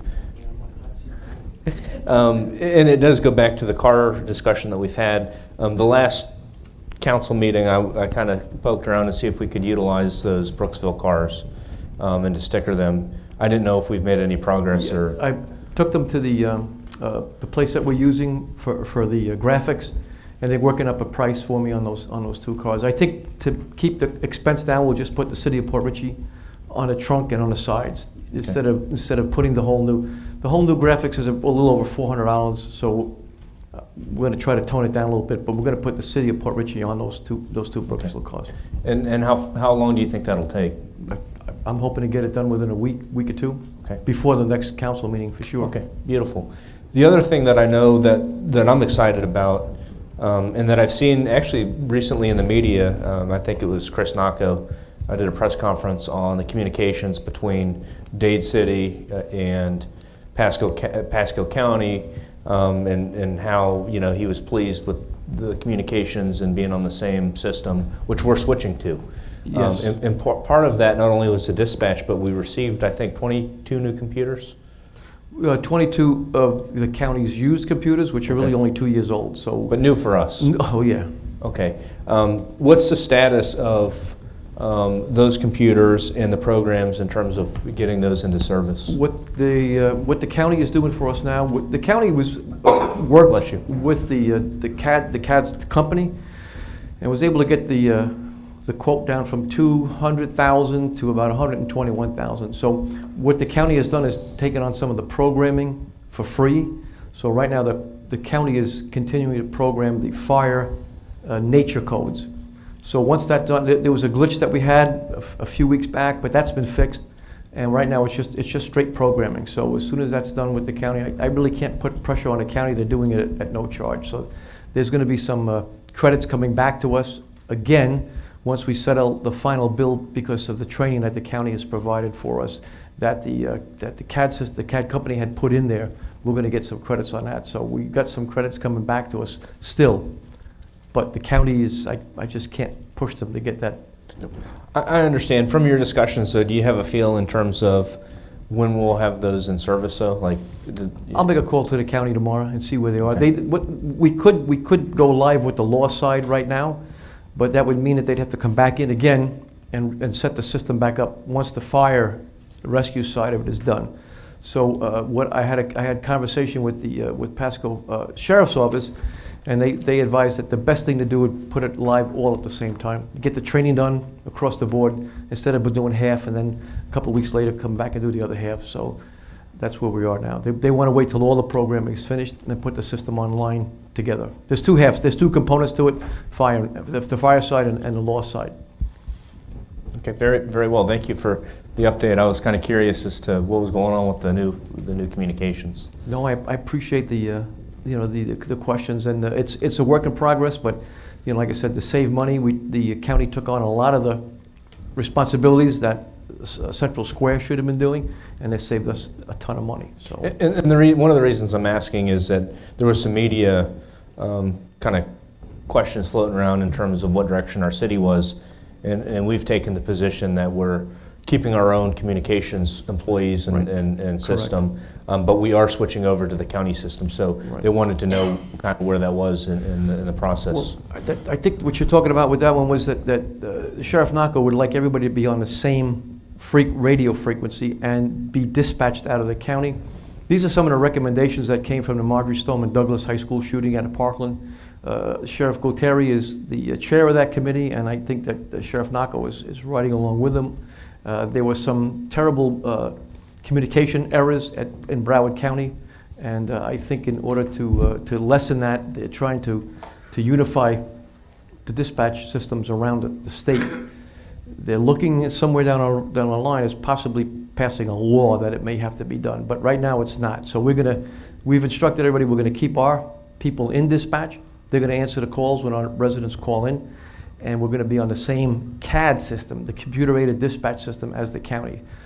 So they'll be able to see where we are. We'll be able to see the calls as they go out for the county, and the county will be able to see us when the calls go out. I think they made mention of the SWAT issue we had 2 weeks ago, and the sheriff feels that they would have got a little bit of a jump on it had they been on the same radio frequency. So all in all, that SWAT situation ended peacefully and nobody got hurt, but I got called out at about 6 o'clock in the morning, and at 6:50 I was on the phone with the SWAT commander, and the rest of it's history. So we did it as rapidly as we possibly could. So.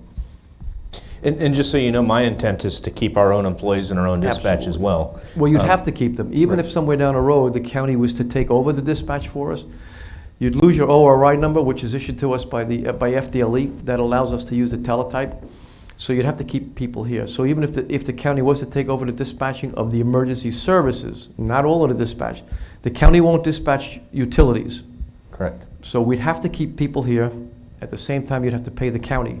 I believe Mr. Lupo and I were out at Dade City, and they spend about $100,000 a year. They keep their dispatches in-house, and they pay the county about $100,000 a year to dispatch for them. But that's just the emergency services part of it. Right, but I wouldn't want to do that. I'd want to keep it all in-house. No, I agree. Even though we're on the same system. So I didn't want there to be a misunderstanding. Right, correct. Because I want to be on the same system as the county, that we want to lose Not our the same- dispatch not- to EMS. right, So not the yeah, that's, correct. I wanted to make that kind of clear from my standpoint. I'm with you 100%. Okay, thank you. That's all I had for old business. I wanted to pass it down to my right. The Brasher Park case, how long has the insurance claim been ongoing? I really can't answer the question. I think it's approximately a month. Okay. What was the piece? I think it's about a month. Yeah, it's maybe a month to 6 weeks. Yeah. Okay, so it's not. Oh, it's in progress.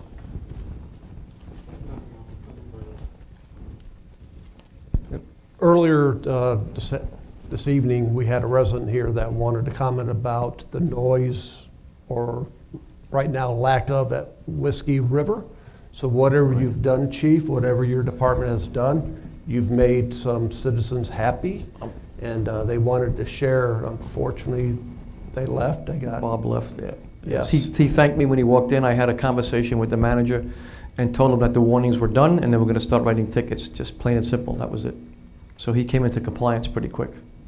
And that's great, and thank you for stepping Thank you, I up and appreciate having that. the department continue to do that. Thank you. Thank you. Okay. If that's all the old business, at this time I'm looking for a motion to adjourn. Motion to adjourn. All in favor? Aye.